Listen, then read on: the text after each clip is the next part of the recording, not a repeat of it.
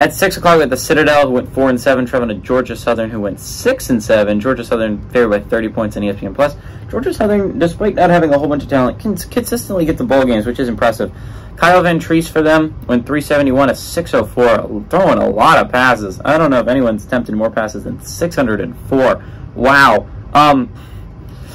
He threw for 4,253 yards last year, 27 touchdowns, 16 interceptions. Pretty good year, all things considered, for Kyle Van Treese, the transfer from Buffalo.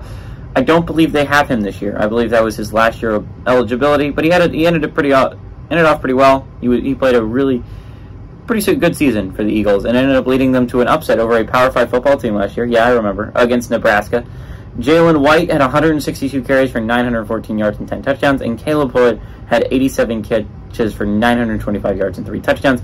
What I'm going to be really interested to see this year is if Georgia Southern can actually compete in their conference. They've just been getting to bowl eligibility every year, but I don't think that's enough, and they actually have a decent coach now from USC. He was fired from USC, he went to Georgia Southern, and now he actually, in one season, led Georgia Southern to a bowl game, Kyle Van Treese to a pretty good season, and an upset over a Power 5 football team in Nebraska.